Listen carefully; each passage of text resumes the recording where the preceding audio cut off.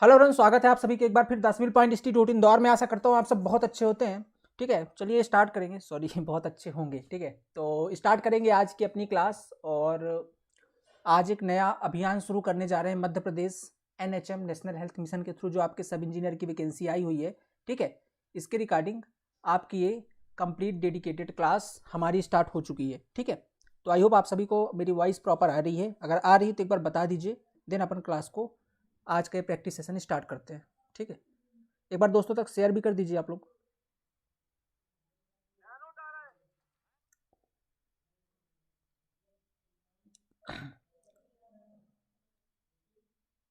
दो मिनट का टाइम लेंगे, थोड़ा सा सभी स्टूडेंट्स आ जाएं, इसके बाद अपन क्लास में आज आगे कंटिन्यू करते हैं। बहुत अच्छे अच्छे क्वेश्चंस लेकर के आए हैं। ठीक है, आज पहली क्लास है और ये आपकी टिल एग्जाम तक चलती रहेगी आपकी प्रैक्टिस सेशन। ओके, ताकि आपका मोटिवेशन और आप रेगुलर बने रहें अपनी तैयारी में। ठीक है, वॉइस आपको आ रही प्रॉपर, एक बार बता दीजिए चैट बॉक्स में। चलिए, ओके, वॉइस आ रही। ठीक,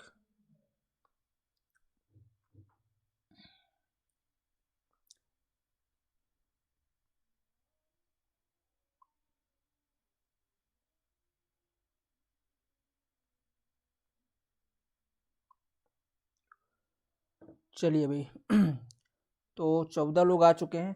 सभी को good evening, very good evening सभी को। ठीक है, और आज हमारा पहला प्रैक्टिस सेशन है नेशनल हेल्थ मिशन के थ्रू, जो आपकी सब इंजीनियर की भर्ती आई हुई है उसके लिए। ठीक है, तो आई होप आप सबकी तैयारी बहुत अच्छी चल रही होगी। ठीक है, बहुत अच्छा मौका है अभी आपके NHM के थ्रू जो वैकेंसी आई हुई है इसके अंदर आपको जॉब लेने का। ओके, तो मेहनत कीजिए। इसका सिलेबस बहुत अच्छा है।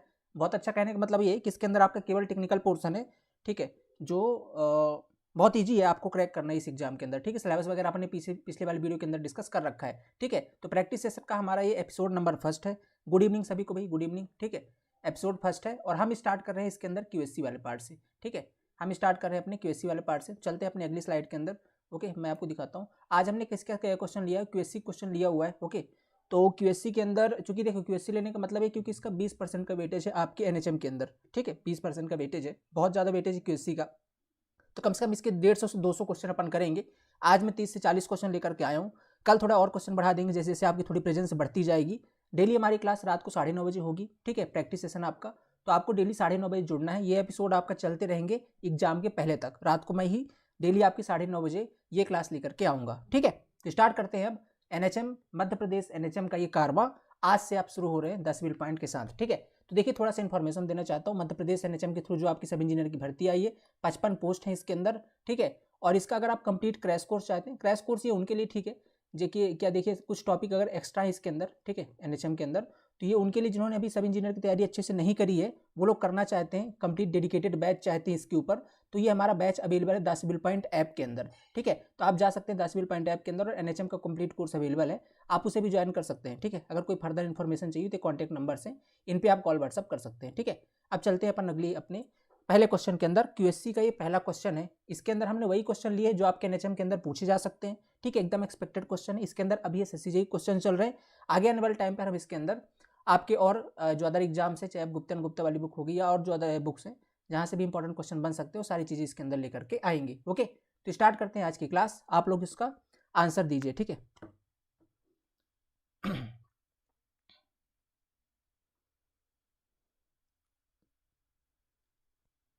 चलिए भाई स्टार्ट करें। तो पहली क्वेश्चन आपकी स्क्रीन पर आ चुका है। QSC बहुत इंपॉर्टेंट है, 20 क्वेश्चन यहाँ से आए हुए थे। ठीक है, 20% का आपका वेटेज है QSC का NHM के अंदर, इसलिए पहले QSC लिया हुआ है। 200-250 क्वेश्चन इसके करते हैं अच्छे अच्छे, जो कि पेपर के अंदर आपके पूछे जाएंगे। ठीक है, चलिए पहला क्वेश्चन बताइए। द यूनिट ऑफ मेजरमेंट इन पर क्विंटल फॉर। ठीक है, पर क्विंटल में किसको मेजर किया जाता है? कोलैप्सिबल गेट विथ रेल्स को, ठीक है, रोलिंग शटर को, एक्सपेंडेड मेटल वायर नेटिंग को, या रिइंफोर्समेंट ऑफ RCC वर्क को। ठीक है, कुछ के आंसर A आ रहे हैं, कुछ के B आ रहे हैं, बात गलत है, सही आंसर करना है। बताइए इसका आंसर क्या हो सकता है।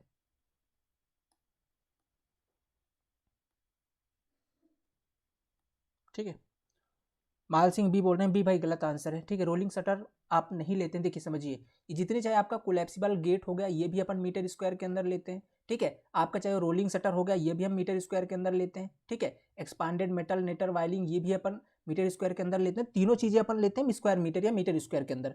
आपका क्या लिखा है नीचे पढ़िए इसको, रीइंफोर्समेंट ऑफ आरसीसी वर्क। कुछ लोग क्या सोच रहे हैं ना, आरसीसी वर्क को सोच रहे हैं, तो वो तो अपन मीटर क्यूब में लेते हैं आरसीसी वर्क को, लेकिन ये लिखा है रीइंफोर्समेंट आरसीसी वर्क के अंदर जो आप रीइंफोर्समेंट यूज कर रहे हैं। तो ये जो अपन सरिया यूज करते हैं स्टील का, किस में नापते हैं, किस में मेजर करते हैं, ठीक है, क्विंटल के अंदर लेकर के आते हैं। तो आंसर इसका डी नंबर होगा, ठीक है, समझिए लैंग्वेज को, ठीक है। आंसर इसका क्या होगा, डी नंबर इसका करेक्ट आंसर होगा, रीइंफोर्समेंट ऑफ आरसीसी वर्क्स, ठीक है, reinforcement of RCC work, answer इसका डी होगा, ठीक है। तो अगले क्वेश्चन चलते हैं, याद रख लीजिएगा, इनसे काफी कंफ्यूजन होता है आप लोग को। तो पहला क्या है, कोलैप्सिबल गेट, ये आपका मीटर स्क्वायर के अंदर लेते हैं। रोलिंग शटर आपका मीटर स्क्वायर में होता है। एक्सपांडेड मेटल वायर नेटिंग, ये भी मीटर स्क्वायर पे या स्क्वायर मीटर पे लेते हैं। रीइंफोर्समेंट जो आरसीसी वर्क के अंदर यूज करते हैं उसको अपन लेते हैं किसके अंदर, क्विंटल के अंदर, ठीक है, क्विंटल के अंदर। तो आंसर हो जाएगा इसका डी नंबर। अगले क्वेश्चन पे चलते हैं, अगला क्वेश्चन आपके सामने है, हाँ बहुत बढ़िया, ठीक है भाई।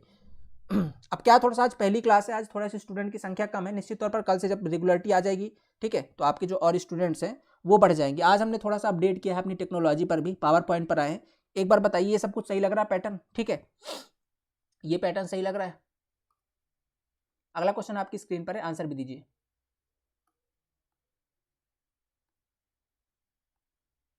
ठीक, अगला क्वेश्चन आपकी स्क्रीन पर है, हाँ अगला स्टील आ रहा है आंसर। फ्लोर एरिया रेशियो, ठीक है, बहुत पूछा जाने वाला सवाल है भाई, फ्लोर एरिया रेशियो क्या होता है।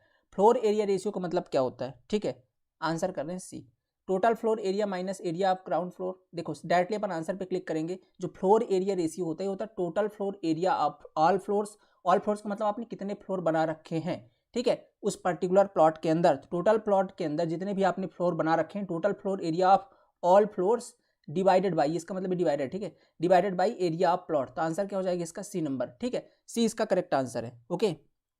हाँ जिनके भी सी आंसर बिल्कुल, जातव, राजा, अक्षय, ठीक है, बहुत बढ़िया, आंसर होगा इसका सी नंबर, ठीक है, total floor area of all floors divided by area of plot. अब यहाँ से एक क्वेश्चन और पूछा जाता है, ठीक है, देखो समझो यहाँ पास टोटल क्या है, एरिया ऑफ प्लॉट है, ऊपर क्या आपका एरिया ऑफ ऑल फ्लोर्स है, ठीक है। यहाँ पास एक चीज दिखाता है, अगर हायर वैल्यू है ना एफ की, मतलब अगर ज्यादा वैल्यू आ रही, एफ की ज्यादा वैल्यू किस चीज को शो करती है, एफ यानी फ्लोर एरिया रेशियो की वैल्यू अगर ज्यादा आ रही तो वो किस चीज को शो करती है, वो उस क्षेत्र में कितनी ज्यादा पॉपुलेशन डेंसिटी है, ठीक है, या उसको डेंस या अर्बन पॉपुलेशन को शो करती है। किसको शो करती है, डेंस या अर्बन पॉपुलेशन को, ठीक है, डेंस या अर्बन पॉपुलेशन। कहने का मतलब है कि वहाँ की जो पॉपुलेशन है वो पर्टिकुलर उस एरिया में बहुत घन है, क्यों, क्योंकि ज्यादा फ्लोर्स होंगे। भाई ज्यादा वैल्यू कब आएगी, जब ज्यादा फ्लोर बने होंगे। ज्यादा फ्लोर कब बने होंगे, जब ज्यादा लोग वहाँ पे रह रहे होंगे। तो अगर इसकी वैल्यू ज्यादा आ रही, इसका मतलब कि वो पर्टिकुलर एरिया बहुत ज्यादा डेंस है, ठीक है। तो एफ की जो ज्यादा वैल्यू क्या शो करती है, डेंसनेस को शो करती है, ये चीज आप याद रखना, ठीक है, ओके ओके। चलिए अगले क्वेश्चन पे चलते हैं। Sir it is Jatav, sorry भाई, है ना, अगर आपका नाम प्रोनाउंसिएशन में हमसे गलती हो गई हो, जाटव जी, ठीक है। चलिए अगले क्वेश्चन पे आते हैं, ठीक है, हमारी भावनाओं पे ध्यान दीजिए आप, है ना, हो जाता है। चलिए अगले क्वेश्चन पे आते हैं। The dam proof course is measured in, dam proof course यानी कि डीपीसी अपन किसके अंदर मेजर करते हैं। इसका एक चीज और पूछा जाता है, ठीक है, अभी ये ITI TO का अगर आपने पेपर दिया तो इसका डायरेक्टली फुल फॉर्म भी पूछा गया था आपसे से। डीपीसी का full form dam proof course होता है, कुछ लोगों ने डैम प्रूफ कंक्रीट लगा दिया, ठीक है, ठीक है, डे 2-3 क्लासेस, 2-3 क्लासेस भी कर देंगे, ठीक है, 2-3 क्लासेस आप लोग की प्रेजेंस बढ़ाइए, ठीक है। रात को खैर ये क्लासेस जैसे आज अभी आधे 1 घंटे की होगी, कल इसको बढ़ा करके 2 से 3 घंटे एक ही मैराथन क्लास इसको कर देंगे रात वाली, ताकि अपन इसमें कम से कम 2-3 हज़ार क्वेश्चन तो प्रैक्टिस कर ही ले यहाँ पे, है ना। क्योंकि प्रैक्टिस सेट से अगर देखो, जिन्होंने भी ITI TO का एग्जाम इस बार दिया है, ठीक है, और जिन्होंने प्रैक्टिस सेट जो हमारी मैराथन वाली अगर अटेंड करी थी 2 से 3 दिन जो अपन ने लास्ट में चलाई थी मैराथन वाली, वहां से आपको 10 से 12 क्वेश्चन डायरेक्टली आपके मैराथन सेशंस देखने को मिले हैं, 10 से 12 क्वेश्चन, ठीक है, डायरेक्टली आपको देखने को मिले हैं, ओके। तो डायरेक्टली क्वेश्चन, क्योंकि एकदम इंपॉर्टेंट क्वेश्चन लेकर के आते हैं, डायरेक्टली फंसेंगे। डीपीसी किस में मेजर करते हैं भाई,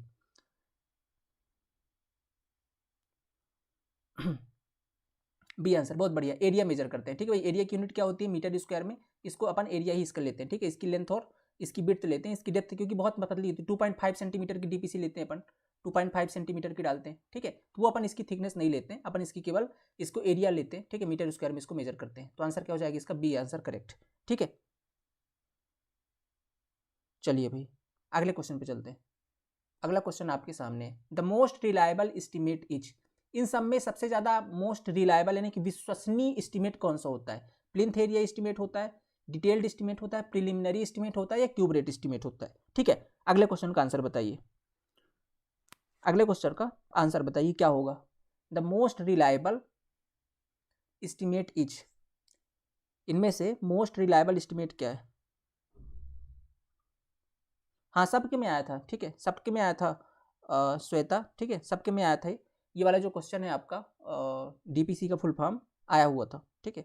हाँ, डिटेल, बहुत बढ़िया। आंसर क्या होगा इसका? B number. जो डिटेल्ड एस्टीमेट होता है ये बहुत रिलायबल होता है क्योंकि इसके अंदर हम बहुत बारीकियों को भी कंसीडर कर लेते हैं, इसलिए हमको जो वैल्यू मिलती है बहुत ज़्यादा एक्यूरेट मिलती है, ठीक है। तो आंसर इसका क्या हो जाएगा? B number, detailed estimate. Plinth area में अपन प्लिंथ एरिया को कंसीडर करते हैं। प्रीलिमिनरी स्टेट, स्टार्टिंग में जब कोई कंस्ट्रक्शन हमको करना होता है तो पहले कंस्ट्रक्शन से पहले जो हम एस्टीमेट बनाते हैं, ठीक है, मतलब वो क्वांटिटी वगैरह, एक ओवरऑल रफ एस्टीमेट जिसको बोलते हैं, वो आपका प्रीलिमिनरी एस्टीमेट होता है। क्यूब रेट एस्टीमेट क्या है? क्यूब रेट एस्टीमेट के अंदर जो उसके क्यूबिकल कंटेंट होते हैं बिल्डिंग के, उसको कंसीडर करके आपका एस्टीमेट निकाला जाता है, ठीक है। तो ये आपका क्यूब रेट एस्टीमेट होता है। सबसे ज्यादा एक्यूरेट पूछे तो आपको हमेशा डिटेल्ड वाला टिक लगाना है, ठीक है। कौन सा वाला? डिटेल वाला। आंसर होगा इसका बी नंबर, ठीक है भाई। चलिए अगले क्वेश्चन पे चलते हैं। अगला क्वेश्चन आपके सामने है,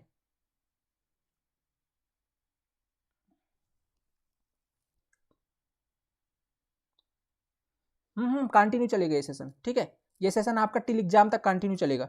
आप डेली रात को 9:30 बजे, याद रख लीजिएगा टाइम, ठीक है, रात के 9:30 बजे, ओके, रात के 9:30 बजे 9:30 PM पे ये सेशन हमारा पर डे होगा। 10 सिविल पॉइंट पर आ जाना है आपको, ठीक है। इसके अंदर बहुत अच्छे अच्छे क्वेश्चन अपन करने वाले हैं। The measurement is not made in square metre in case of, किस केस में? डैम प्रूफ कोर्स डीपीसी का अपन तो मीटर स्क्वायर में करते हैं, फॉर्म वर्क भी अपन मीटर स्क्वायर में ही करते हैं, ठीक है।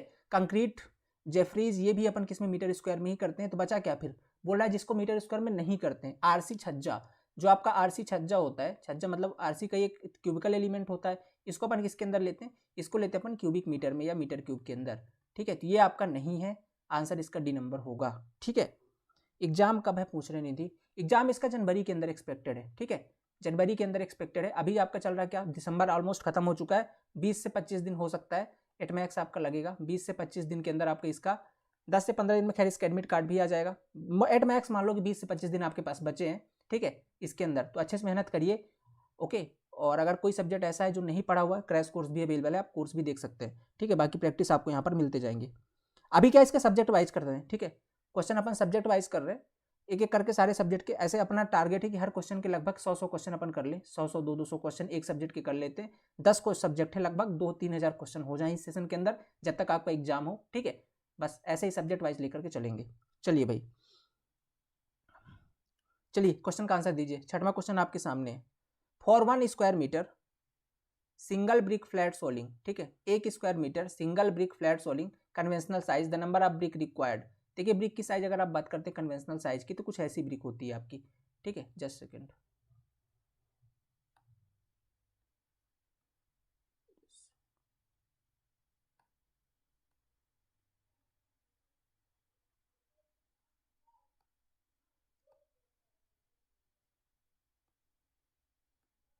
ठीक है।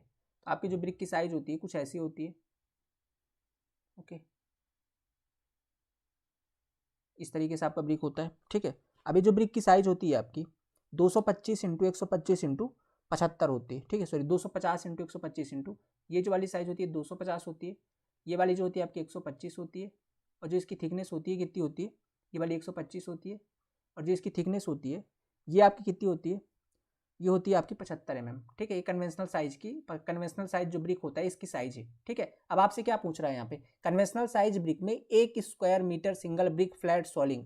फ्लैट सोलिंग का मतलब ये है कि जैसे आपका 1 स्क्वायर मीटर की जमीन है, ठीक है, 1 मीटर ये है और 1 मीटर ये है, इसमें आपने क्या किया? ब्रिक ऐसे बिछा दिए, फ्लैट बिछाया हुआ, याद रखिएगा फ्लैट बोल रहा है, ठीक है, फ्लैट सोलिंग की बात कर रहा है। ऐसे आपने बिछा दिया है ब्रिक को। तो क्वेश्चन ये पूछ रहा है कि आपसे टोटल कितने ब्रिक यहाँ पे लगेंगे, ये टोटल ब्रिक की संख्या कितनी होगी ये आपको बताना है 1 मीटर के अंदर, ठीक है। 1 मीटर के अंदर आपकी कितनी ब्रिक होगी तो आप निकाल सकते हो, ठीक है, आप निकाल सकते हो। देखो फ्लैट सोलिंग के अंदर मतलब ये वाला एरिया की बात कर रहा है, इस वाले पर्टिकुलर, कलर चेंज कर लेता हूँ मेरे को, ठीक है, इस वाले पर्टिकुलर एरिया की बात कर रहा है, इस वाले फ्लैट मतलब ये वाला एरिया आपका, ये वाला पर्टिकुलर एरिया। तो इसका एरिया आपका कितना होगा? 250 इंटू 125, यही आपका एरिया भाई, ठीक है, 250 इंटू 125। अगर इसको अपन mm के अंदर लेंगे तो 1000 से डिवाइड कर देंगे, ये चूंकि mm के अंदर है, अगर हम मीटर में लेते हैं तो 1000 से डिवाइड करेंगे तो 0.250, ठीक है, 250 इंटू 0.125।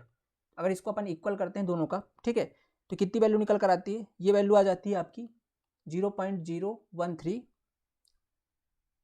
ठीक है, सॉरी ये वैल्यू गलत आ गई, ठीक है, इसको कैलकुलेट करिए। अच्छा चलिए अपन इसका इतना ही रहने दो, इसको ना कट करो, अपन डायरेक्टली यहाँ पे कट कर लेंगे। अब आपसे बोल रहा है कि कितने लगेंगे, तो टोटल एरिया कितना 1 स्क्वायर मीटर का है, ठीक है, तो अपन इसको 1 स्क्वायर मीटर रख लेते हैं, ठीक है, या कि ऐसे भी ना करो, चलो ये कैलकुलेशन भी ना करनी पड़े, ठीक है, तो अपन क्या कर लेते हैं, इसको mm पे कन्वर्ट कर लेते हैं, ठीक है, नहीं तो चलो 1 मीटर ये हो गया, और नीचे आपका क्या है 0.250 इंटू 0.125, ओके, ये मीटर के अंदर सारी वैल्यू अपन ले ली।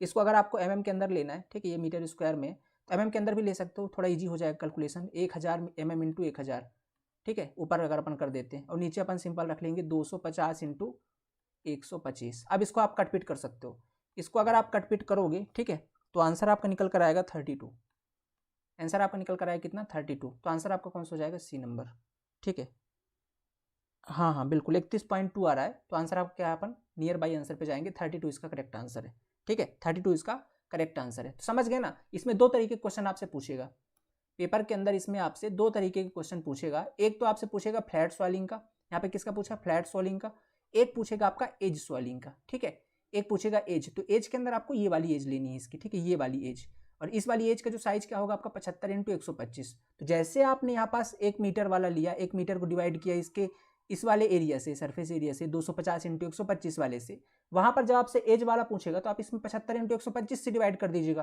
तो आंसर उस केस में निकल कर आएगा डायरेक्टली। खैर वैल्यू याद रखना है आपको, आगे आगे बताऊंगा मैं। फ्लैट सॉल्विंग के केस में डायरेक्टली वैल्यू याद रख लीजिएगा, कन्वेंशनल साइज की अगर ब्रिक है तो 32 आंसर आता है, ठीक है, फ्लैट सॉल्विंग में। चलिए अगले क्वेश्चन पे चलते हैं, समझ में आ गया सभी को, बिल्कुल सही। अगले क्वेश्चन पे चलते हैं। The number of bricks conventional size required for 1 square metre of brick on edge solving. यहाँ पे आ गया क्वेश्चन आपका एज सॉल्विंग का, सब कुछ सेम है, बस आपसे एज सॉल्विंग पूछ लिया है। भैया आपने देखा कि साइज क्या होती है, ठीक है, साइज आपने देख लिया है, ओके,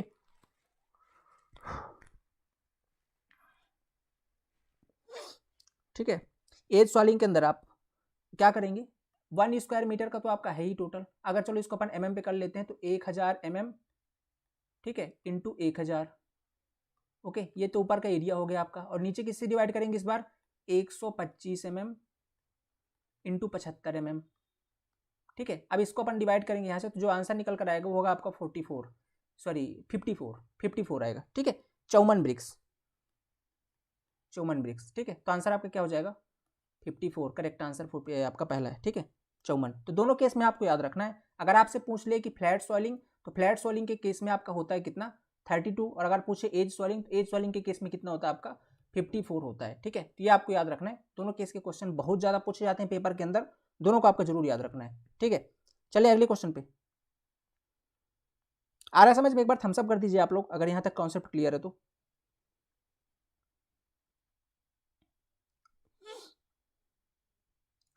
चलिए भाई 54 इसका करेक्ट आंसर है। अगले क्वेश्चन पे चलते हैं, ये आपके सामने अगला question. In straight line method the annual depreciation of the property is, straight line method के अंदर जो एनुअल डिप्रेसिएशन होता है वो अपन कैसे निकालते हैं। देखो स्ट्रेट का मतलब एकदम सीधा निकालना है, ठीक है, कई सारे मेथड होते हैं आपको एनुअल डिप्रेसिएशन निकालने के, मैं अभी एक एक करके सभी का नाम बता देता हूँ, ठीक है। अभी इसका आप आंसर करें उससे पहले मैं बता देता हूँ कि एनुअल डिप्रेसिएशन निकालने के कौन कौन से मेथड होते हैं, ठीक है, क्योंकि ये इंपॉर्टेंट है, यहाँ से भी क्वेश्चन बनते हैं। तो एनुअल डिप्रेसिएशन निकालने के कई सारे मेथड होते हैं, एक एक करके इन सभी का नाम आपको याद रखना है, ठीक है। सबसे पहले क्या होता है, डिक्लाइन बैलेंस मेथड होता है, ठीक है, डिक्लाइन बैलेंस मेथड होता है, ये पहला मेथड है। इसी को अपन एक नाम से और जानते हैं, इसको अपन एक नाम से और जानते हैं, कांस्टेंट परसेंटेज मेथड बोलते हैं, ठीक है, डिक्लाइन बैलेंस मेथड को कांस्टेंट परसेंटेज मेथड भी बोलते हैं, ठीक है, कांस्टेंट परसेंटेज मेथड, ये पहला मेथड है। दूसरा मेथड होता है एक डबल डिक्लाइन बैलेंस मेथड, ठीक है, बस डबल लग जाएगा बाकी सेम है, डबल डिक्लाइन परसेंटेज मेथड, ठीक है।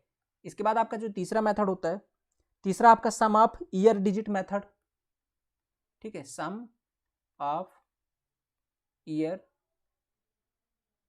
डिजिट मेथड, ठीक है, ये तीसरा मेथड है। इसके बाद आपका चौथा मेथड होता है, ठीक है, एक जो बहुत इंपॉर्टेंट पूछा जाता है पेपर में हर बार, सिंकिंग फंड मेथड, ठीक है, सिंकिंग फंड मेथड, ठीक है, ये बहुत इंपॉर्टेंट है, इसका आपको फार्मूला भी याद रखना है, आगे बताऊंगा मैं।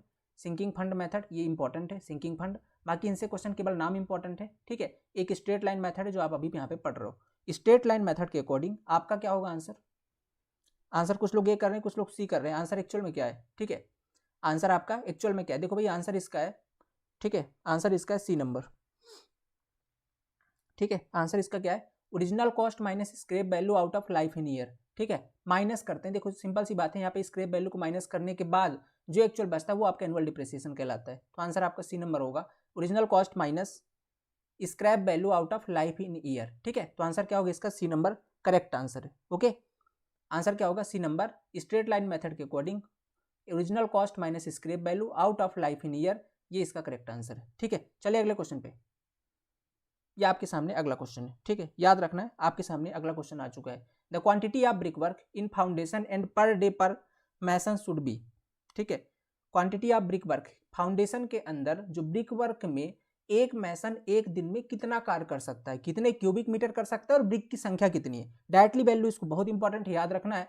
फाउंडेशन वर्क के अंदर जो आपका मैसन होता है, ठीक है, फाउंडेशन वर्क के अंदर जो आपका मिस्त्री होता है, ठीक है, राज जिसको बोलते हो आप, जो आपका मैसन है राज, ठीक है, वो एक दिन में कितना क्यूबिक मीटर वर्क कर सकता है, किस वर्क की बात कर रहा है, फाउंडेशन वर्क की बात कर रहे हैं, ठीक है, याद रखना फाउंडेशन वर्क की बात कर रहे हैं। फाउंडेशन वर्क के अंदर जो आपका राज है ना, एक दिन में 1.25 क्यूबिक मीटर कार्य कर सकता है। अगर इसको पूछ ले कि सर यहाँ पे तो क्यूबिक मीटर में बताया, ये फिट के अंदर कितना है, तो 45 क्यूबिक फीट, ठीक है, 45 क्यूबिक फीट, तो या तो ये 45 क्यूबिक फीट काम करेगा फिट में, या तो आप पूछे तो 1.25 क्यूबिक मीटर के अंदर, दोनों वैल्यू इंपॉर्टेंट याद रखना है। आंसर इसका आप लगा सकते हो, डी नंबर करेक्ट आंसर होगा।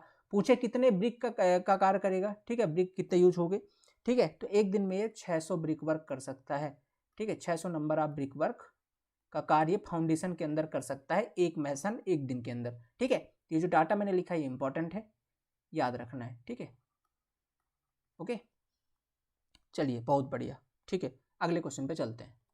अगला क्वेश्चन आपके सामने है, for 15 mm thickness cement plastering 1:6 दिया हुआ है, on 100 square metre new brickwork the quantity of cement required is.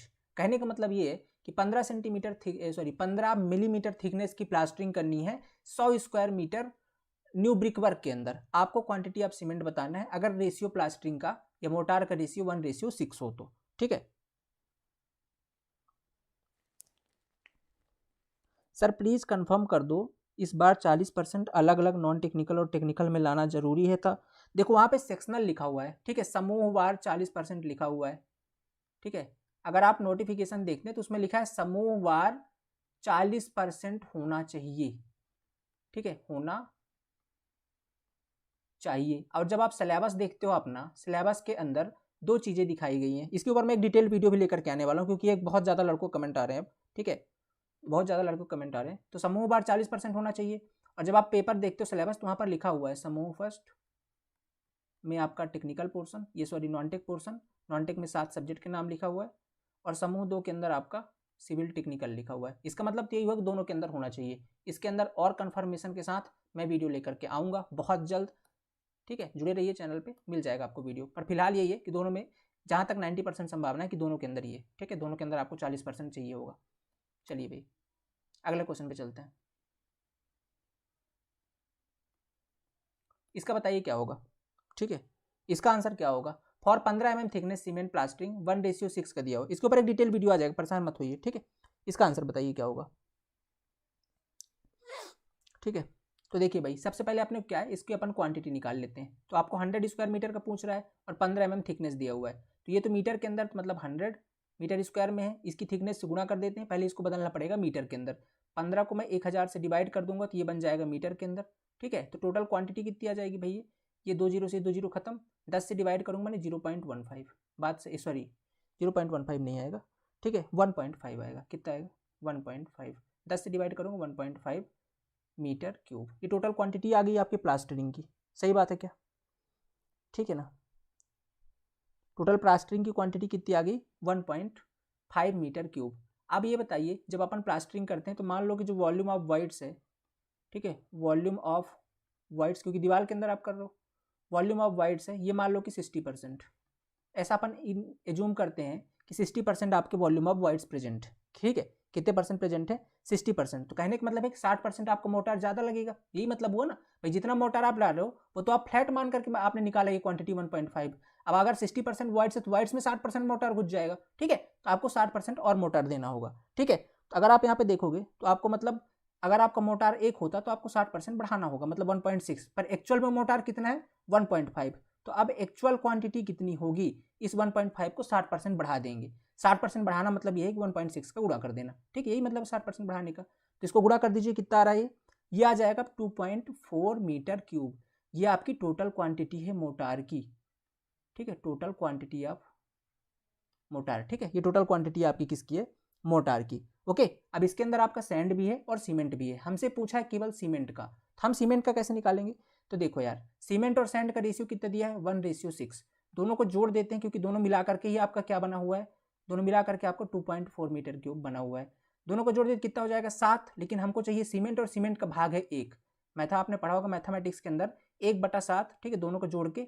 और किसका भाग निकालना है? सीमेंट का। तो 1/7 इंटू 2.4, यहाँ से आप निकाल सकते हो, 7 से डिवाइड कर दोगे, सीमेंट की वॉल्यूम निकल कर आएगा आपका 0.343 मीटर क्यूब, ठीक है, 3.34। इसको डिवाइड करिएगा 24 से, तो 7 3 21, 2.4, हाँ 3.34 मीटर क्यूब, ठीक है। ये इसका करेक्ट आंसर है।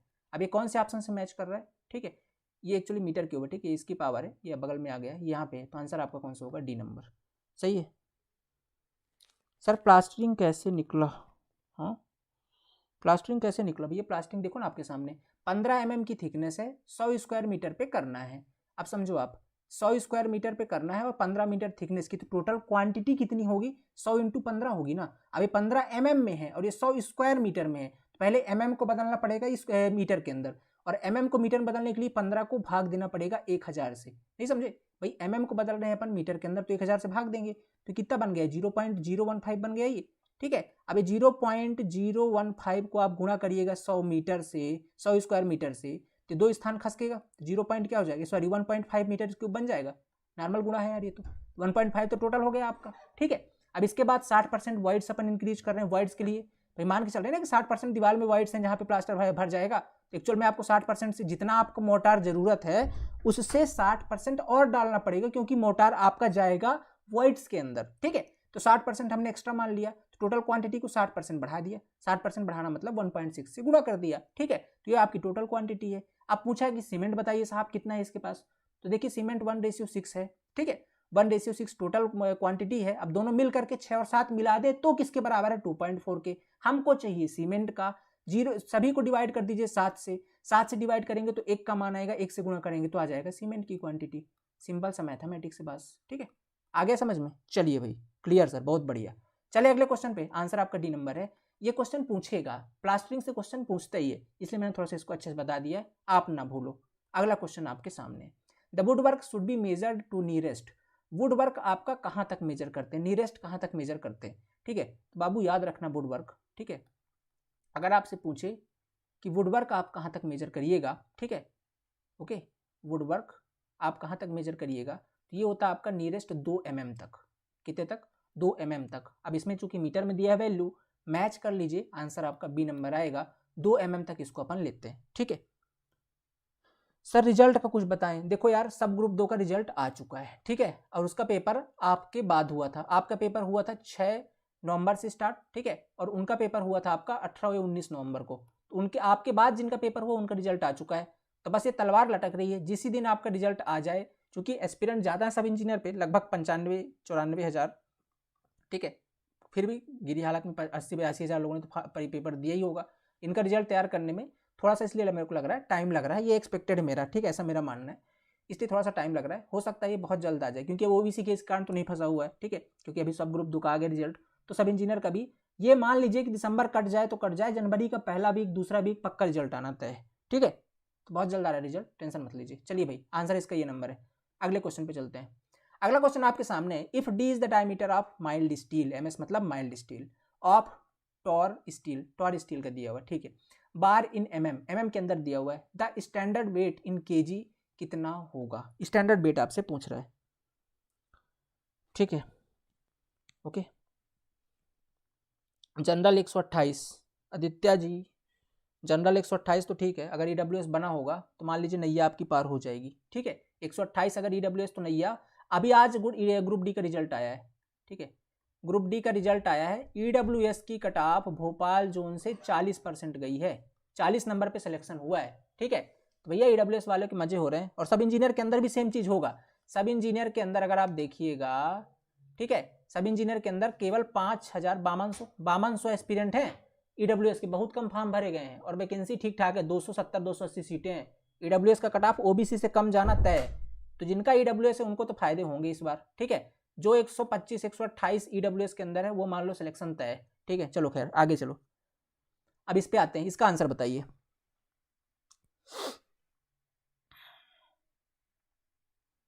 ठीक है, देखो भाई इसके अंदर कैसे वेट निकालते हैं। देखो वेट बराबर सिंपल सा फार्मूला है, ठीक है, याद रख लेना आप, या तो आपने सिंपल सा पढ़ा है क्या, डेंसिटी बराबर क्या होता है, घनत्व बराबर क्या होता है, पढ़ा है ना आपने। डेंसिटी बराबर क्या होता है, मास या इसको अपन यहाँ पे वेट ही बोलेंगे, ठीक है, वेट अपॉन वॉल्यूम, यही होता है। तो अगर हमको वेट निकालना है तो डेंसिटी इंटू वॉल्यूम करना पड़ेगा, सीधी सी बात, 13 गुना करना पड़ेगा।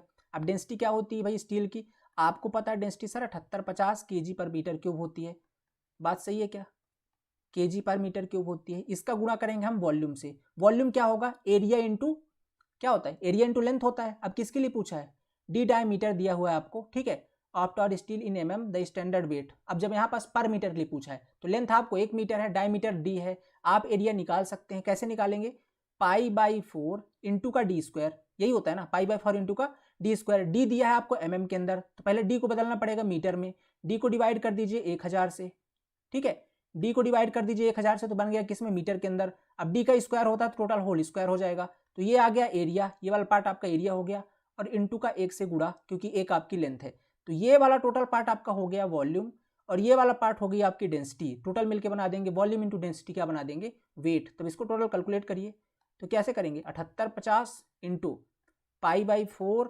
इंटू ये डी स्क्वायर हो गया, और ये नीचे देखो 10 के घाते 3 है, गुणा 2 का होगा 10 के घाते 6, ऊपर जाएगा 10 के घाते -6 इंटू का 1। इन सब को सॉल्व करने के बाद जो आपका डी के फॉर्म पे वेट आएगा, ठीक है, ओके, जो डी के फॉर्म पे वेट आएगा वो वैल्यू निकल कर आएगी आपकी, ठीक है, वो वैल्यू निकल कर आएगी 0.00618 याद रख लेना, डी स्क्वायर, बस 0.00618 डी स्क्वायर, मीटर के अंदर है ये, ठीक है। सॉरी क्या पूछा, वेट पूछा ना, केजी के अंदर है, ठीक है, केजी के अंदर है, किसके अंदर है भाई, केजी के अंदर। तो कहने का मतलब ये है कि अगर कोई भी, अब देखो ये जो फार्मूला है आप यहाँ से याद कर लो अगर इसको, तो आप यहाँ से एक चीज़ और निकाल सकते हो, आपको कोई भी डायमीटर दे दें आप उसके 1 मीटर का वजन बता सकते हो, डी की वैल्यू बस चेंज करनी है, बाकी 0.00618 डी स्क्वायर। कभी भी कोई इंटरव्यू में जाते हो तो ऐसे ही पूछते हैं कि अगर आपका 10 mm का कोई रॉड है उसका बताओ पर मीटर वेट कितना होगा, 1 मीटर का वजन कितना होगा, 10 डी की जगह में पुट कर देना है, क्योंकि डी मीटर के अंदर लिया ना, तो 10 की जगह में 10 को मीटर में कन्वर्ट करके पुट कर देना, आंसर आ जाएगा केजी के अंदर, ठीक है ना। तो ये चीज़ें हैं, याद रखना है आपको। चले भाई अगले क्वेश्चन पे चले। तो ये आंसर इसका कौन सा होगा, डी स्क्वायर वाला है ना, तो डी स्क्वायर वाला कौन सा आंसर मैच कर रहा है भाई, पहला नंबर मैच कर रहा है, ये इसका करेक्ट आंसर है, ठीक है, ये इसका करेक्ट आंसर है, ओके। हाँ इसकी पीडीएफ मिल जाएगी, क्या परेशान हो रहा हो, पीडीएफ डाल देंगे टेलीग्राम पे, इस वीडियो के नीचे टेलीग्राम ग्रुप का लिंक है।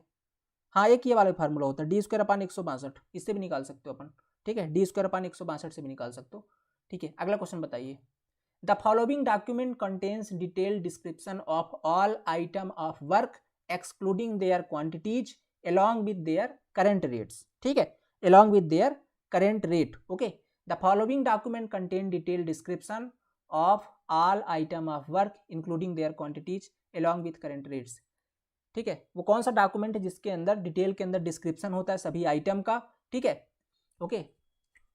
कौन सा भाई बताइए, टेंडर डॉक्यूमेंट होगा, एनालिसिस ऑफ रेट, एब्स्ट्रैक्ट या schedule of rate, question number 14, ठीक है, बिल्कुल बहुत बढ़िया, डी आंसर आ गया है गुरप्रीत सिंह जी का, आंसर बिल्कुल सही है, शेड्यूल ऑफ रेट, जिसके अंदर आपके डिटेल्ड में डिस्क्रिप्शन होता है सभी आइटम का, उसके अंदर उनकी क्वांटिटी अलग से लिखी होती है, ठीक है, करंट रेट के साथ। तो ये चीज़ आंसर कौन सा होगा आपका, डी नंबर, डी इसका करेक्ट आंसर है, बहुत बढ़िया। बी नहीं होगा भाई अजीत, बी नहीं, डी आंसर होगा इसका, ठीक है, डी इसका करेक्ट आंसर है। टेंडर डॉक्यूमेंट नहीं, शेड्यूल ऑफ रेट कहलाता है, जहां पर क्वांटिटी विथ रेट के साथ लिखी रहती है शेड्यूल ऑफ रेट कहलाता है। अगला क्वेश्चन आपके सामने। आज का पैटर्न सही लग रहा है क्या? थोड़ा सा आज अपडेट किया है हमने, ठीक है। आज का पैटर्न सही लग रहा है नहीं? The floor area included the area of the balcony up to, ठीक है।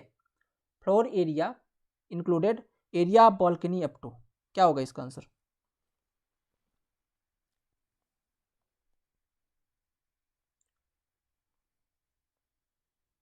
डी आंसर करें। The floor area included area up to balcony up to. Balcony कहाँ तक होता है? 50% तक, ठीक है। जो फ्लोर एरिया होता है बालकनी कहाँ तक लेते हैं अपन? 50% तक इंक्लूड करते हैं। बहुत बढ़िया, डी आंसर 50% तक। तो फ्लोर एरिया आपका एरिया ऑफ बालकनी की कहाँ तक होता है? 50% तक, ठीक है। 50% याद रखना। अगले क्वेश्चन चलते हैं। Administrative head of public work department, PWD, okay.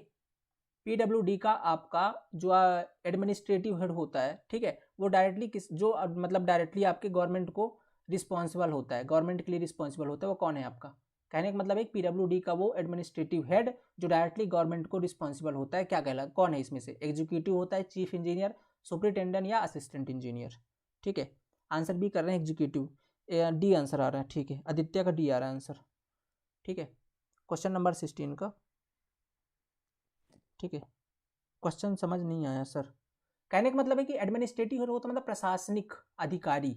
Public work department का वह प्रशासनिक अधिकारी जो सीधा गवर्नमेंट को रिपोर्ट करता है, ठीक है। देखो क्या, जैसे आप सब इंजीनियर बनते हो ना, लेट सपोज आप सब इंजीनियर इस बार सिलेक्ट होते हो, PWD डिपार्टमेंट मिलता है, तो क्या आप डायरेक्टली जाके सरकार से बात करोगे, या PWD का जो मंत्री है, मुख्य मेन मंत्री जो PWD के हैं उनसे बात करोगे? नहीं भाई, कैबिनेट मंत्री से थोड़ी बात करोगे आप किसको रिपोर्ट करोगे? आप अपने असिस्टेंट इंजीनियर को रिपोर्ट करोगे। असिस्टेंट इंजीनियर अपने ऊपर वाले इंजीनियर को रिपोर्ट करेगा, ऊपर वाले इंजीनियर फिर जाकर डायरेक्टली करे जो आपके मंत्री हैं उनको रिपोर्ट करेंगे। तो ऐसे करके पूरी एक श्रृंखला होती है। तो ये बोल रहे हैं कि PWD के वो कौन से अधिकारी हैं जो डायरेक्टली गवर्नमेंट को रिपोर्ट करते हैं? तो आंसर होगा इसका चीफ इंजीनियर।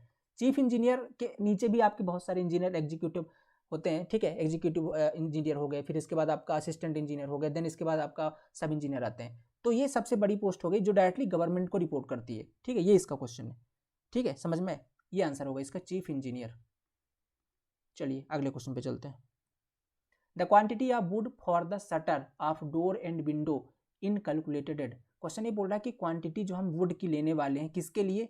शटर्स के लिए। ध्यान रख लीजिए, शटर के लिए बोल रहा है। शटर मतलब समझ तो दरवाजा, जो दरवाजा होता है ना शटर, उसके लिए जो हम लेते हो किसके अंदर कैलकुलेट करेंगे? मीटर क्यूब में लेंगे, मीटर में लेंगे, लमसम में लेंगे, या मीटर स्क्वायर में लेंगे, ठीक है।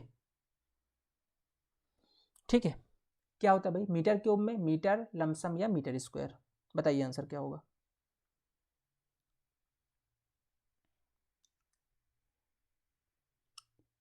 The quantity of would of the shutter,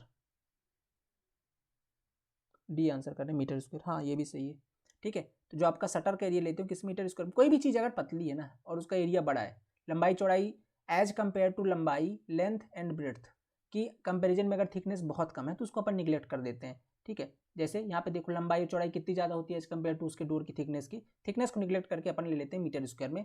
answer इसका डी होगा। लेकिन अगर बात करो चौखट की, लेकिन अगर बात करो आप चौखट की, चौखट किसके अंदर लेते हैं भाई? चौखट बताओ किसके अंदर लेते हैं? हाँ इसका तो डी आंसर सही है, पर चौखट किसके अंदर लेते हैं?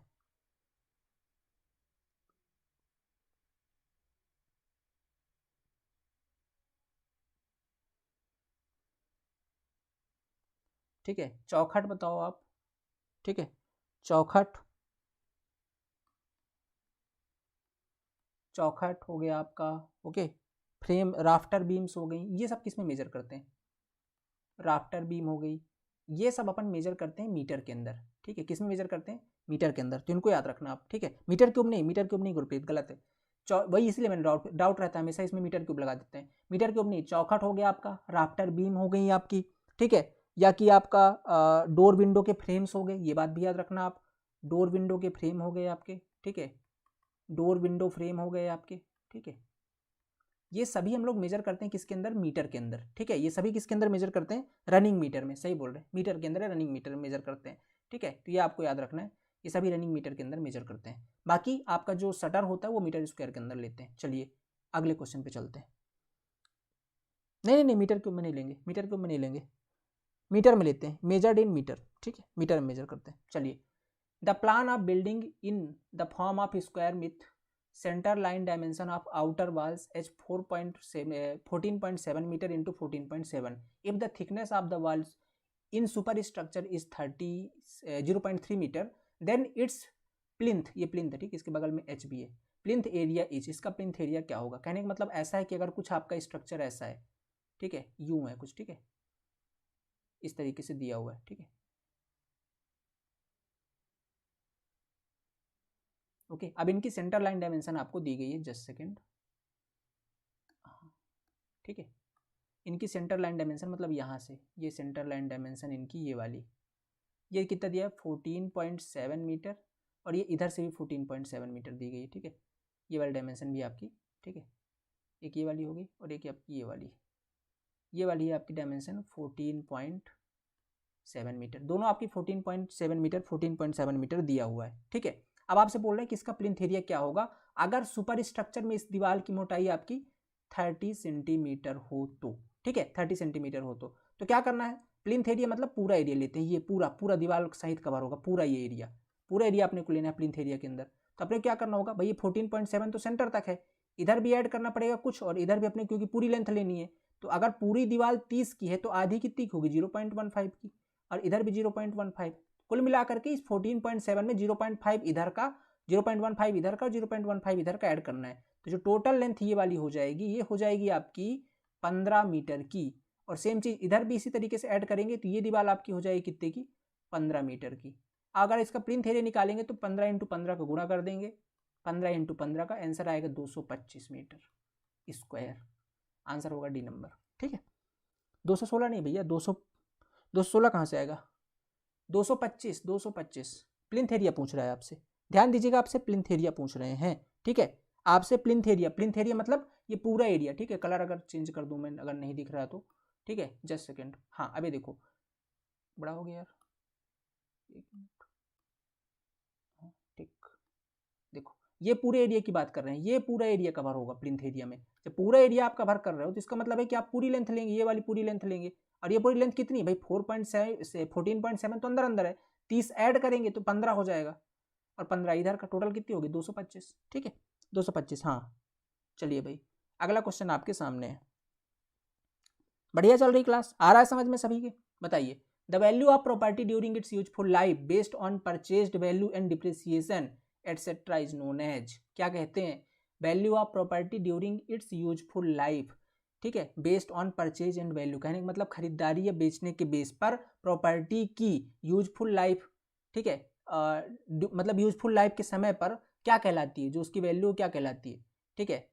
नहीं समझ में आया, थोड़ा सा घूम फिर हो गया। The value of property during its useful life based on purchase value and depreciation, purchase value और डिप्रेसिएशन के बेस पर जो आपकी यूजफुल प्रॉपर्टी की वैल्यू होती है उसको क्या कहते हैं अपन ठीक है, यूजफुल प्रॉपर्टी की जो वैल्यू होती है उसको क्या कहते हैं, साल्वेज वैल्यू कहते हैं, बुक वैल्यू कहते हैं, स्क्रैप वैल्यू कहते हैं, जंक वैल्यू। स्क्रैप वैल्यू तो नहीं होगा, क्यों, स्क्रैप वैल्यू मतलब ये है कि जब आपका यूजफुल होने के बाद जो बचा ठीक है वो आपका कहलाता है क्या, स्क्रैप वैल्यू ठीक है।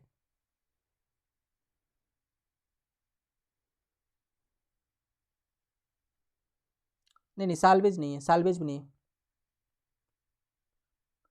ये after a certain period of time इसकी वैल्यू होती है। कोई भी आपकी प्रॉपर्टी है वो कुछ समय के बाद उसकी क्या कीमत है वो उसकी साल्वेज वैल्यू कहलाती है, after a certain of time. अगर पूछ रहा है कि ड्यूरिंग इट्स यूजफुल लाइफ, उसी टाइम पर, अब बताना है किसके बेस पर बताना है आपको, परचेज या डिप्रेसिएशन के बेस पे बताना है ठीक है, परचेज या डिप्रेसिएशन के बेस पे, तो आंसर इसका होगा बुक वैल्यू।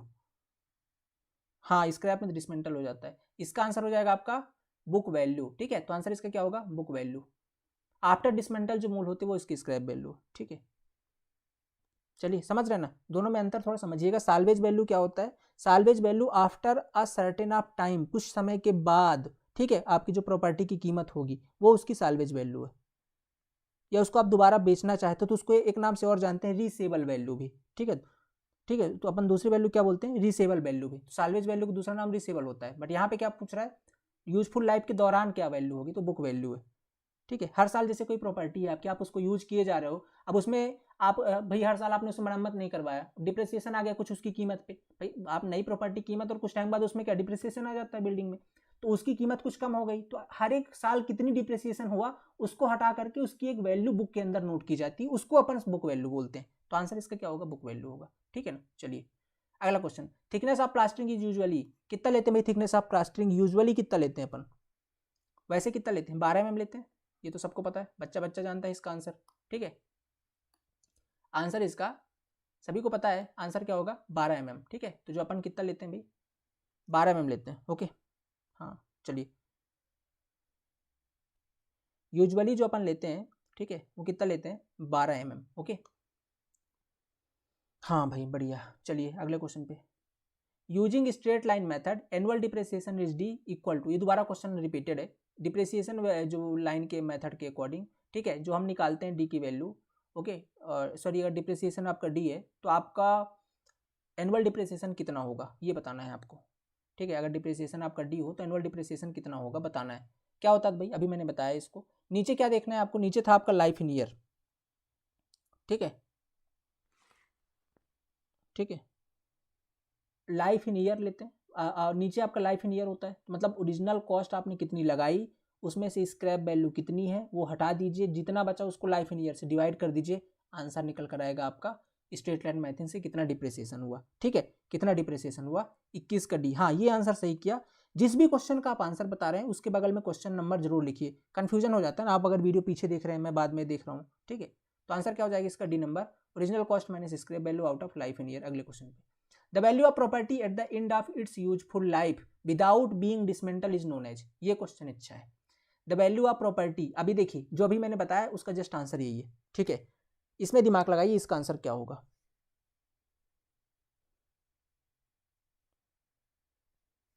ठीक है,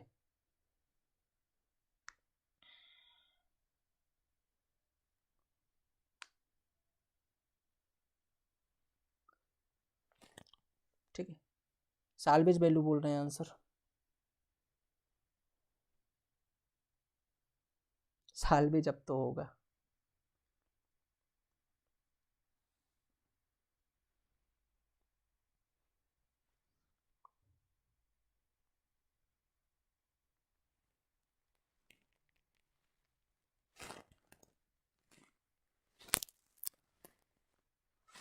ठीक है,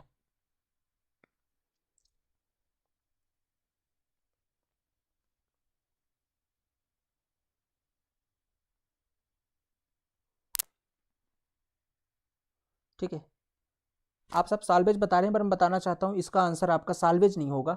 ठीक है, इसका आंसर आपका स्क्रैप वैल्यू होगा। ठीक है, इसका आंसर आपका क्या होगा, स्क्रैप वैल्यू होगा।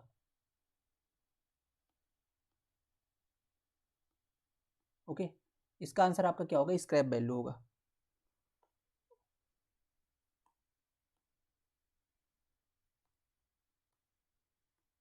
ठीक, जस्ट सेकेंड, क्वेश्चन क्या बोल रहा है, the value of property at the end of, eight the end of its useful life. ठीक है, जब उसका लाइफ खत्म हो चुकी है, ठीक है, अभी आपने उसको डिसमेंटल नहीं किया है, ठीक है, अभी आपने उसको डिसमेंटल नहीं किया है, तो उस टाइम पे जो उसकी वैल्यू होती है वो उसकी स्क्रैप वैल्यू कहलाती है। आफ्टर सम टाइम, अभी उसका यूजफुल लाइफ चल रहा है, ठीक है, यूजफुल लाइफ खत्म नहीं हो, जो उसकी होती है वो उसकी साल्वेज वैल्यू, थोड़ा सा अंतर है, समझिएगा इसके बारे में। ठीक है, नहीं नहीं नहीं नहीं, आफ्टर डिसमेंटल नहीं होता, डिसमेंटल के पहले, विदाउट बीइंग डिसमेंटल। ठीक है, वो आपकी क्या कहलाती है, स्क्रैप वैल्यू। जस्ट सेकेंड, थोड़ा सा इसको वेरीफाई भी कर लेते हैं, 1 मिनट रुकिएगा आप लोग। ठीक है, बट इसका आंसर स्क्रैप वैल्यू है।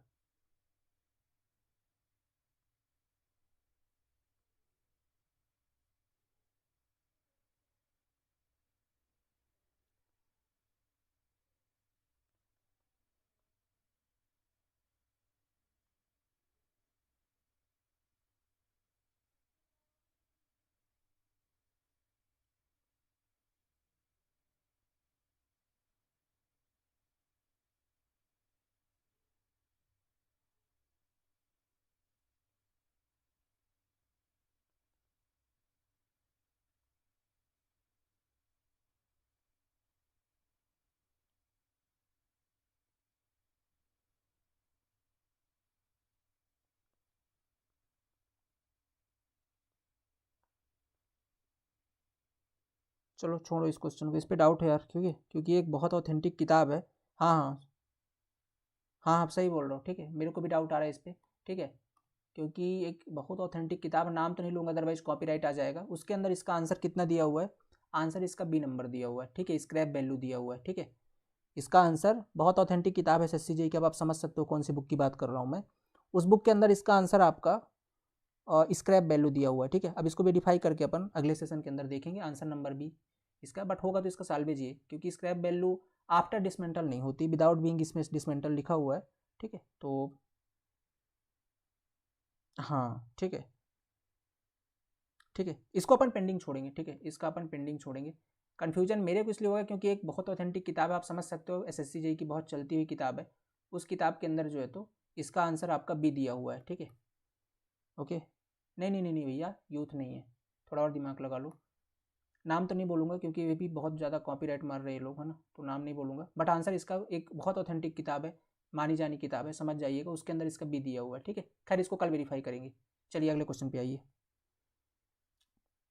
देखिए इसका, the plan of building is in the, ठीक है, is in the form of rectangular with centre dimension of, ठीक है, centre dimension of outer wall as 10.3 metre into 15.3 metre, the thickness of the wall in superstructure is 0.3 metre, then its carpet area is, हाँ सही पकड़ो गुरप्रीत, ठीक है, गुरप्रीत सही बोल रहे हैं, ओके, उसी बुक की बात हो रही है। Then its carpet area is, क्या होगा भैया, कारपेट एरिया आपसे पूछ रहे हैं, ठीक है, कारपेट एरिया आपसे पूछ रहे हैं, ओके। अगर सेंटर लाइन आपको डायमेंशन 10.3 इंटू 15.3 दिया हुआ है तो आपको कारपेट एरिया बताना है, सिंपल सा क्वेश्चन है। आंसर क्या होगा, बहुत इजी क्वेश्चन है, एक बार मैं आपको यहाँ पास बना के दिखा देता हूँ, ठीक है।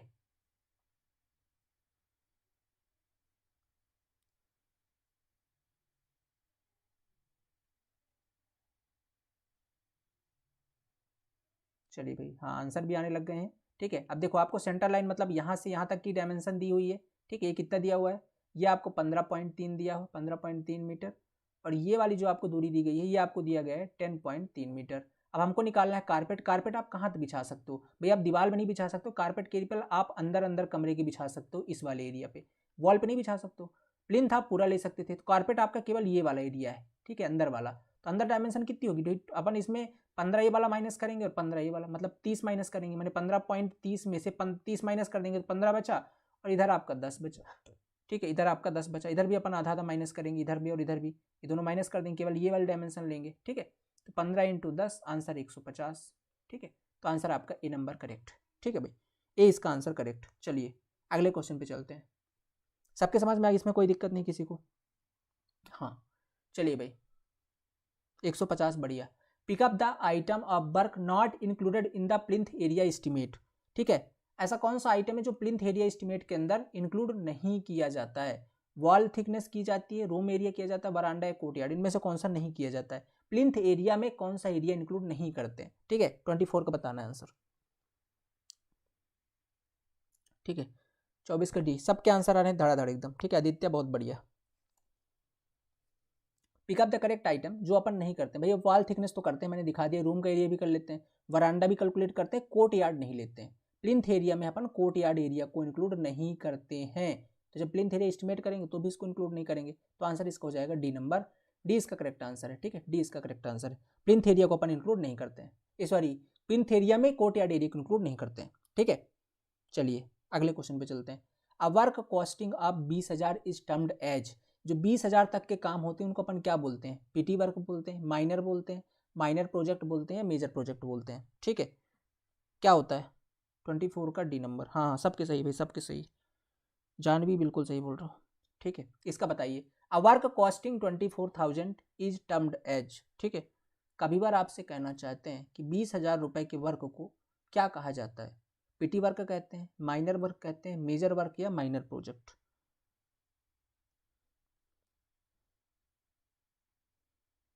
सर मेरे को बहुत नींद आ रही है जब से, बस सो जाओ, किसने पकड़ा भैया, जब से सब इंजीनियर का पेपर हुआ, अच्छा ये सही है, अच्छे नंबर आ गए, मेरे को लग रहा है जीत आपके, है ना, सिलेक्शन हो रहा है क्या इस बार, भाई जिनका सिलेक्शन हो रहा है उन्हीं को नींद आ रही है, बाकियों को तो नींद उड़ी हुई है, क्योंकि देखो अगर सो गए तो 2023 निकल जाएगा, ठीक है, जब तक जागोगे, और 2023 ऐसा साल है ना भैया, इस साल अगर जैसा मतलब मामा प्रसन्न है ना, ठीक है, अभी आज ने देखा एक खुशखबरी और आ गई ठीक है, जो आपका सब ग्रुप 2 का, ठीक है, सब ग्रुप 2 की जो वैकेंसी थी जिसमें पटवारी की थी और जेल बहुत सारी वैकेंसी थी, ठीक है, उसके अंदर आपके आज और पद इंक्रीज हो गए हैं। ठीक है, पहले कितने थे, लगभग जितने भी थे, आज ही लगभग पद बढ़ करके 9700 कुछ हो गए हैं। ठीक है, 9750 शायद हो गए, मतलब आज पद और बढ़ गए इसके अंदर, पटवारी के भी कुछ पद इंक्रीज हुए। ठीक है, तो भैया देखो आपके सामने वैकेंसी पर वैकेंसी है। ठीक है, असिस्टेंट इंजीनियर भी लगा हुआ है। ठीक है, बस आने ही वाला है, 200-250-300 पोस्ट वहाँ पर भी है। तो भैया तो तैयारी कर लो 2023 में, इसके बाद तो फिर मामा को 5 साल बुलाते रह जाओगे, भैया कोई तो वैकेंसी दे दो।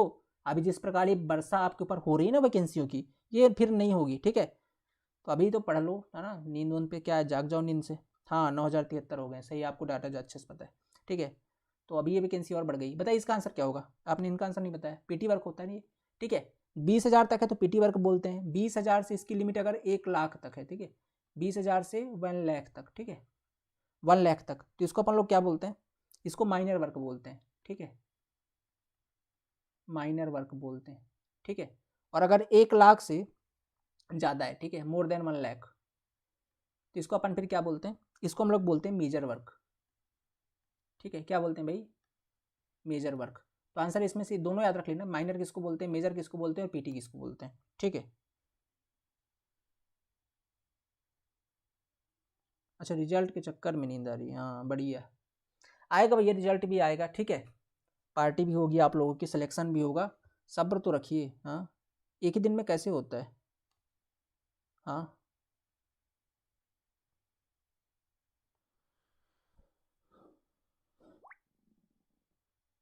कोई व्हाट्सएप पे मैसेज कर रहे हैं, 122 नंबर है, EWS में सिलेक्शन हो जाएगा कि नहीं होगा, कुछ नहीं कह सकता भाई EWS वालों का। आज रिजल्ट देखा है ग्रुप डी का, तब से तो मैं EWS वालों को क्या ही बोलूँ। और सब इंजीनियर में देखा कि भैया 5,000 लोग ही हैं। ठीक है, केवल 5,000 लोग ही हैं जिन्होंने फॉर्म भरा हुआ है और वैकेंसी ज़्यादा है। तो ऐसा मुझे लग रहा है कि 115 में भी सिलेक्शन हो जाए अब EWS का, तो कोई चौंकने वाली बात नहीं है। ठीक है, द टाइम प्रूफ कोर्स में आप यूनिफॉर्म थिकनेस लेते हैं, किस में मेजर करते हैं, तो ये तो आसान क्वेश्चन है, मीटर स्क्वायर में। थिकनेस याद रख लेना, 2.5 मीटर लेते हैं, 2.5 सेंटीमीटर। ठीक है, चलिए अगले क्वेश्चन पे। जैसा कि आज देखा है अपन ने ग्रुप डी का रिजल्ट, है ना, तो मैं तो कह सकता हूँ कि इस बार EWS वाले थोड़ा सा नुकसान होगा हमारे OBC वाले भाइयों को। ठीक है, OBC क्योंकि भी उनको अच्छा खासा है, तो उनके अंदर वैकेंसी ज़्यादा तो है, बट ये कि एस्पिरेंट बहुत ज़्यादा है। एस्पिरेंट ज़्यादा है तो 27% मिल रहा था, वो भी कम कर दिया गया 14% पे, तो एक तो इससे नुकसान होगा, इस कारण से फ़ायदा होगा जनरल वाले कैंडिडेट को। ठीक है, तो थोड़ा सा नुकसान होगा OBS वालों का, OBS बोलता हूँ यार मैं। ठीक है, OBS सॉफ्टवेयर यूज करते रहते, OBS आ गया, OBC वालों को। ठीक है, तो OBC वालों को थोड़ा सा नुकसान हो सकता है ना। Most accurate method, repeated question है, डिटेल्ड एस्टिमेट आंसर होगा। ठीक है, मोस्ट एक्यूरेट मेथड क्या होगा, डिटेल्ड एस्टिमेशन के अंदर निकालते हैं। बाकी प्लिंथ एरिया तो प्लिंथ एरिया लेते हैं, क्यूब रेट में क्यूबिकल कंटेंट ले लेते हैं, और बिल्डिंग कॉस्ट एस्टिमेट में ये तो नहीं है। आंसर क्या होगा, C नंबर। चलिए, 1 ब्रिक थिकनेस ऑफ बाल रेगुलरली इक्वल टू। ठीक है, ऐसे भी क्वेश्चन आएंगे, टेंशन न लो, इजी क्वेश्चन ही आते हैं। इस बार ITI TO के अंदर जितने मैराथन में इजी क्वेश्चन कराए थे सारे ही फंसे थे, जैसे A2 की साइज हो गई आपकी। ठीक है, और आपका ऑब्लिक प्रोजेक्शन हो गया, और बहुत सारे ऐसे क्वेश्चन थे डायरेक्टली फंसे थे पेपर के अंदर। ठीक है, तो ऐसे ही क्वेश्चन करेंगे जो डायरेक्टली फंस जाए। 1 ब्रिक थिकनेस ऑफ बाल कितने की होती है भाई, एक ब्रिक थिकनेस मतलब कितने की, ये ब्रिक थिकनेस कितनी की होगी, 20 सेंटीमीटर की। ठीक है, तो आंसर क्या होगा, 20 सेंटीमीटर। ठीक है, चलिए, find depreciation during first 5 year of cement concrete structure. ये अच्छा क्वेश्चन है, कंफ्यूजन वाला है थोड़ा सा। पहले 5 साल में कितना % का डिप्रिसिएशन होता है किसी भी कंक्रीट स्ट्रक्चर के अंदर। ठीक है, पहले 5 साल के अंदर क्वेश्चन ये बोल रहा है आपसे।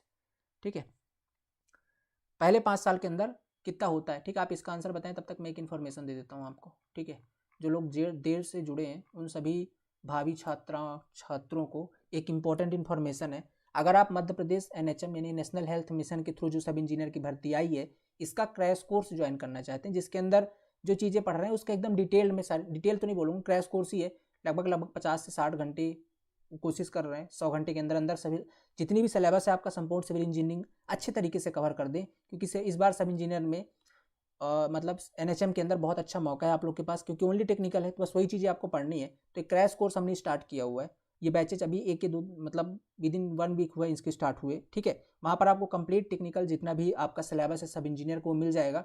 ठीक है, कहाँ पे जाना है, 10 व्हील पॉइंट ऐप के अंदर। इसके अंदर अभी ऑफर भी चल रहा है, बहुत मिनिमम फीस के अंदर क्रिसमस ऑफर एक्टिव हो चुका है, तो आप जा सकते हैं यहाँ पे और डाउनलोड कर सकते हैं 10 व्हील पॉइंट। फर्दर कोई इन्फॉर्मेशन चाहिए तो ये आपके नंबर्स हैं, इन पे कॉल कर लीजिएगा। ठीक है, बाकी अगर आप तैयारी कर रहे हैं तो बहुत अच्छी बात है, प्रैक्टिस तो सेशन हमारे यूट्यूब पर भी चल रहे हैं, ठीक है। चलिए आते हैं अपने क्वेश्चन के ऊपर। ओके, ये क्वेश्चन आ चुकी, बताइए कितना होगा 20 सेंटीमीटर। अगले क्वेश्चन पे चलते हैं। इसका बताइए सर, इसका एग्जाम जनवरी में भैया, जनवरी में। सी आंसर कर रहे हैं 1%, गलत है भैया, 1% नहीं होगा, 0% होगा।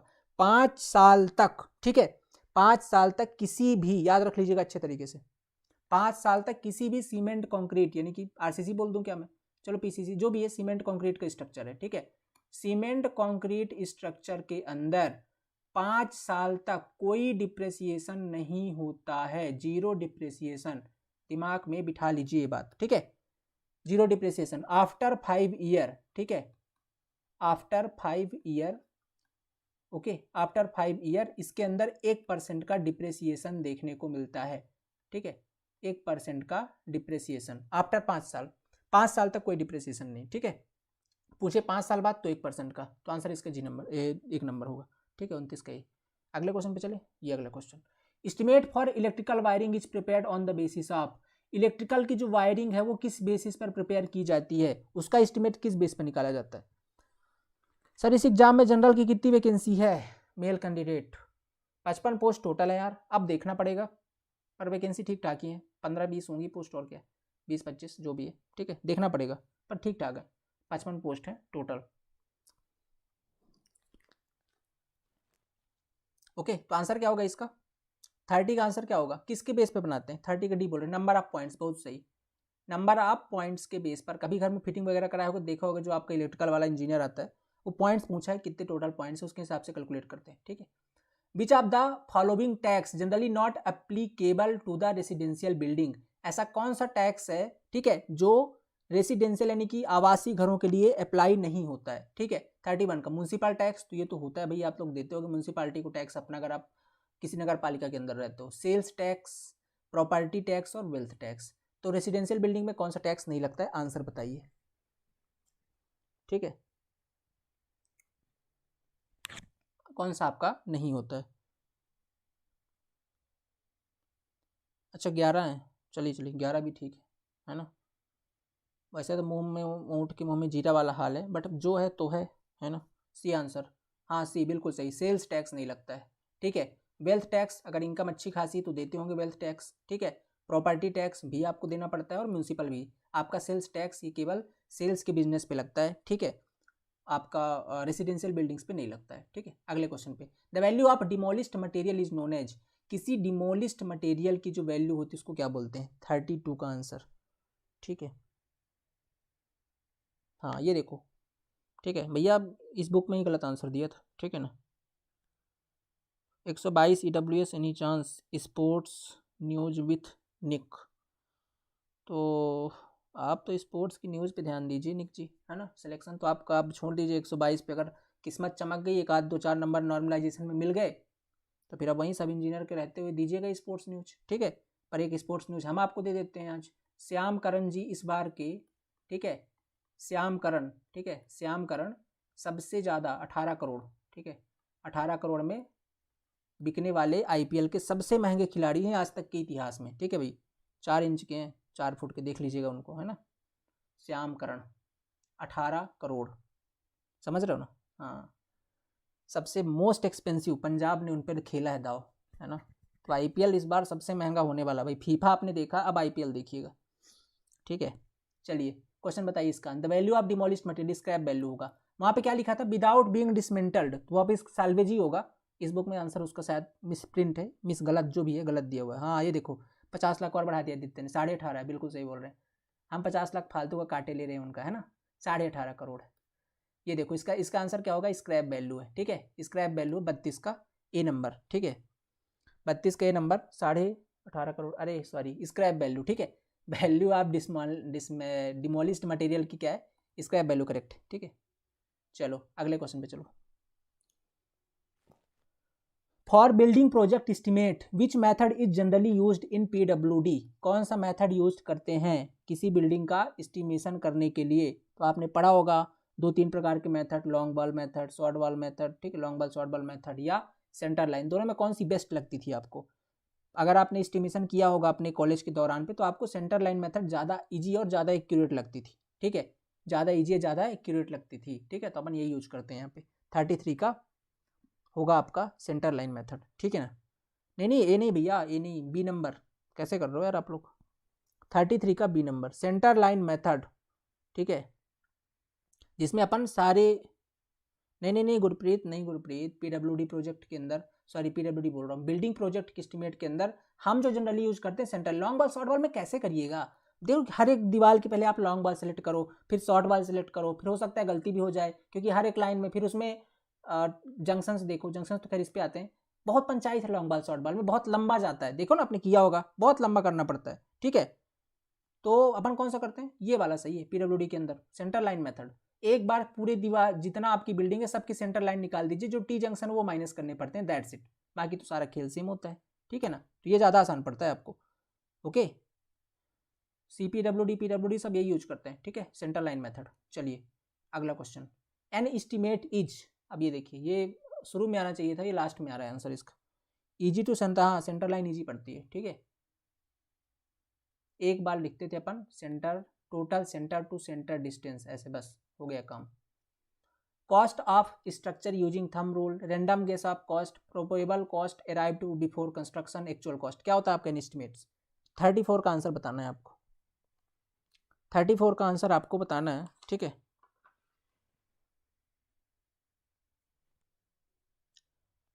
एस ऑप्शन में नहीं है आदित्य जी, सी नंबर, हाँ प्रोबेबल कॉस्ट, बिल्कुल अनुमानित लागत, ठीक है, कितनी लग सकती है कंस्ट्रक्शन से पहले, वही तो हमारा रोल है ना, कितनी बिल्डिंग में लागत लगेगी हम उससे पहले बता दें, बिल्डिंग बनाने से पहले, भैया इतनी जेब में है कि नहीं इसके बाद ही बात करिएगा, ठीक है। चलिए, in the analysis of rate the profit for the contractor is generally taken as, आज का आखिरी सवाल, इसी के साथ ही करेंगे पूर्णाहुति, ठीक है, और मिलेंगे कल अगली क्लास पे। ओके, तो इसका आंसर दीजिए, बताइए फटाफट क्या होगा आंसर, ठीक है, और क्लास कैसी लगी एक बार बता दीजिए, फिर चलते हैं। 10:41 हो चुके हैं, आप भी खाना पीना खाइए और सोइए आराम से, ठीक है। ये प्रैक्टिस सेशन अब आपकी डेली चलने वाली है, ओके, रात के 9:30 बजे, ठीक है, आज 1 घंटे की रखी है, कल इसको और बढ़ा देंगे, आंसर इसका 10% है, सबको पता है, ठीक है। हाँ, और क्वेश्चन क्या, 1 मिनट, नहीं भाई बस, ठीक है, इतने ही क्वेश्चन है, ठीक है। तो ये डेली आपकी रात के 9:30 बजे अपनी क्लास चलेगी, ठीक है, प्रैक्टिस सेशन की, आपको आना है, और पर डे इसके अंदर कोशिश करेंगे 2 से 3 हज़ार जितने भी एक्सपेक्टेड क्वेश्चन बन सकते हैं, तो अपन इसके अंदर सारा कवर कर लेंगे, ठीक है। और निश्चित तौर पर बस मैं बता रहा हूँ ना, आपने इस बार ITTU में केवल 3 क्लास हमने ली थी, 3 मैराथन ली थी, और 10 से 12 नंबर एज इट इज फंसे थे। इस बार प्लान कर रहे हैं कि अगर आप लोग साथ दोगे तो पूरा NHM के जब तक आपका एग्जाम नहीं हो जाता, जो भी 20 से 25 दिन 1 महीने लगेंगे, इसमें अपन डेली रात को 1-2 घंटे टाइम के साथ ऑडियंस बढ़ेगी, इंक्रीज कर देंगे, 3 घंटे कर लेंगे, सारे क्वेश्चन यहीं से फंसा देंगे, बस आपके कॉन्सेप्ट क्लियर होने चाहिए बस, ठीक है, क्योंकि अपन यहाँ पे कॉन्सेप्ट ज़्यादा डिस्कस नहीं कर पाते हैं, ओनली क्वेश्चन करते हैं। तो अगर कॉन्सेप्ट है अच्छे खासे पढ़ रखे हैं तो बहुत अच्छी बात है, ठीक है, तो फिर आपके लिए बहुत अच्छी बात है ये क्लास, तो फिर जान लगा दो यहाँ पे। और अगर थोड़ा सा कॉन्सेप्ट वीक है तो कॉन्सेप्ट भी आप कवर कर सकते हो, क्रैश कोर्स हमारा अवेलेबल है, कहाँ पर, द सिविल पॉइंट ऐप के अंदर, कंप्लीट NHM का, ठीक है, आप जाकर के इसको भी ज्वाइन कर सकते हो, दिन में वहाँ पढ़ाई करिए, रात को हमारे साथ आपके यहाँ कर प्रैक्टिस कर सकते हैं। फर्दर कोई इन्फॉर्मेशन चाहिए तो ये हमारा कॉन्टैक्ट नंबर है, यहाँ पर भी आप कॉल व्हाट्सअप कर सकते हैं, ठीक है, बिल्कुल बिल्कुल आदित्य जी। PWD वाले क्वेश्चन में डाउट है, कौन से वाले में भाई, चलिए कल देखेंगे, ठीक है, जो भी क्वेश्चन में आपके डाउट है, क्वेश्चन नंबर बताइए तो मैं देख पाऊंगा, ठीक है, बिल्कुल साथ देंगे, हाँ भाई देंगे तभी तो चल पाएगा, ठीक है। कैसी लगी क्लास एक बार थम्स अप कर दीजिए सबको अगर अच्छी लग रही तो, ठीक है, और सबको अब दुआ सलाम, मिलते हैं कल सेम टाइम पे रात के 9:30 बजे, कम से कम, क्योंकि QSC का वेटेज आपका 20% का है, तो कोशिश ये करेंगे कि अपन QSC के तो कम से कम 300 क्वेश्चन कर ही लें, ठीक है, 300 क्वेश्चन अपन कर लें किसके, QSC के मिनिमम, ठीक है, ये 2 से 3 दिन में अपन खत्म कर देंगे, ओके।